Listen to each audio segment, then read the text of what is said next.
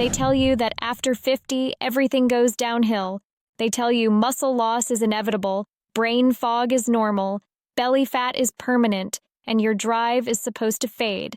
But that story is incomplete. Your body has not forgotten how to be powerful. It is simply waiting for the right signal. Most men today are living in a hormonal winter. We sit too much, we stress too much, and we move in ways that tell the brain, I am no longer needed. When that message repeats long enough, testosterone production slows, not as punishment, but as a cost-saving decision. Testosterone is demand-driven. If you do not demand strength from your muscles, the body sees no reason to invest energy in producing it. And after 50, we cannot chase that demand with reckless intensity. We need compound movements, multiple joints, large muscle groups, clean mechanics, because those are the movements the nervous system recognizes as survival. These are the 7 primal moves. They are not trendy, they are hormonal triggers. Train them safely, then recover deeply, and your body rebuilds overnight. You train today, your physiology answers tomorrow morning. Move 1. The deadlift. The deadlift is the ultimate survival pickup. Food, tools, a child, a heavy bag, your nervous system knows this pattern. And because it loads the entire posterior chain, it delivers one of the strongest full-body anabolic signals you can create in a single movement. Set up with feet about hip-width apart. The weight should sit over your midfoot. Before you touch the weight, push your hips back like you are closing a car door with your glutes. Keep the spine neutral. No rounding, no overarching. Think long spine, proud chest, ribs down. Grip the weight, then brace your abdomen as if someone is about to bump into you. Now stand by, pushing the floor away. Do not yank the weight with your back. Your back is a strong bridge, but your legs are the engine. As you rise, squeeze the glutes at the top without leaning backward. Common mistakes after 50, starting too low, rounding the spine, or jerking off the floor. Instead, use a controlled tempo. If the floor pull feels risky, elevate the weight on blocks or use a kettlebell between your feet. You still get the signal, with less joint cost. Why it boosts hormones? The glutes and hamstrings are massive muscles. When they fatigue, your body triggers an anabolic repair response, growth hormone and testosterone to rebuild tissue while you sleep. The goal is not maximal weight. The goal is maximal quality. Moderate load, clean reps, calm breathing.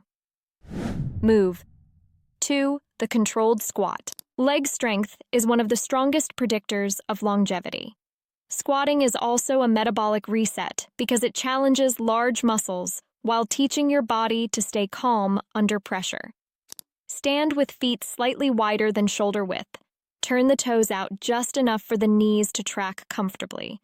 Hold a weight at chest level, goblet position, to keep the torso upright.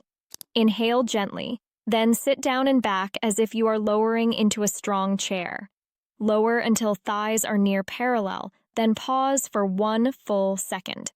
That pause is your nervous system training. I can be stable here. Drive up through the heels and midfoot. Keep the knees tracking over the toes, no collapsing inward. Keep the chest tall, but do not flare the ribs. Think strong trunk, tall spine. If your knees are sensitive, use a chair or box. Sit back, touch lightly, and stand without using your hands. If depth is limited, use a partial squat and increase range gradually. Control matters more than depth. Why it boosts testosterone. Controlled squats improve insulin sensitivity. When insulin is stable, testosterone signaling rises more easily. High blood sugar volatility is a chemical environment that suppresses recovery. Squats help stabilize that environment, especially when paired with consistent sleep. Move 3. The primal push. The push-up is a pure upper body utility test, but the hormonal value is deeper. Controlled pushing trains, confidence, reduces stress signaling, and lowers cortisol, the hormone that competes with testosterone. Hands slightly wider than shoulders, Screw your palms into the floor as if twisting the ground outward. Keep elbows at about a 45-degree angle. Do not flare. Lock your body into a straight line from head to heel like a plank. Lower with control until the chest approaches the floor, then press the ground away. Exhale through the effort, but keep the breath calm. Rushing turns it into chaos. Calm turns it into a signal. If standard push-ups are too hard, elevate your hands on a bench, countertop, or sturdy table. If wrists are sensitive, use handles or push on fists. If shoulders are cranky, shorten range and rebuild it gradually. Why it helps hormones. Strong shoulders and chest are classic utility traits. More importantly, when you can control your body under load, the nervous system reduces threat. Lower threat means lower cortisol. Lower cortisol means testosterone can recover. Move. 4. The row. Modern life pulls you forward. Screens, phones, desks. Rounded shoulders and a collapsed chest are not just posture issues. They are a protective position. A protective body does not invest in anabolic hormones. Rows reverse the signal. Use a band, dumbbell, or cable. Hinge slightly forward with a flat back, neck long, and ribs down. Pull the weight toward your hip, not your chest. Think elbow to back pocket. At the top, squeeze the shoulder blades together as if holding a coin between them. Pause briefly, then return with control. Common mistakes: shrugging the shoulders up, yanking with the biceps, or rounding the back. Fix it by keeping the shoulders down and back and moving the elbow behind the body. Why it matters: rows open the chest and restore the power posture. Better posture improves breathing, reduces neck tension, and boosts confidence. Confidence is not just psychological, it is a nervous system state. A stable nervous system supports better hormonal signaling and better sleep. Move 5. The farmer's walk. This simulates carrying a hunt, a load of wood, or a heavy bag back to the tribe. It is simple, brutal, and extremely effective because it ties together grip, core, posture, and breathing in one honest demand. Pick up the heaviest pair of weights you can hold safely. Stand tall, head stacked over ribs, ribs stacked over pelvis. Brace the abdomen gently. Now walk for 45 to 60 seconds with small, controlled steps. Do not let the weights swing. Keep your shoulders down and your chest calm. If your grip fails first, that is fine. Rest, then repeat. If you do not have weights, carry heavy grocery bags or a loaded backpack in each hand. The signal is the same. Why it helps testosterone. Grip strength is strongly linked to overall health in older men, including cardiovascular resilience. But more importantly, carrying heavy load tells the nervous system, I can still carry responsibility. That survival usefulness signal is exactly what your endocrine system responds to. Move 6. The lunge. Sitting shortens hip flexors and shuts down glutes. It also restricts blood flow through the lower body, including the pelvic region. Lunges reopen the hips and restore circulation where it matters. Step forward into a lunge. Keep your torso upright and your front foot planted. Lower the back knee toward the ground with control. At the bottom, pause and breathe. Feel the stretch in the front of the back hip. Then press through the front heel to stand. Common mistakes: leaning forward, collapsing the front knee inward, or bouncing. Fix it by keeping the trunk tall and moving slowly. If balance is an issue, hold a wall or chair lightly.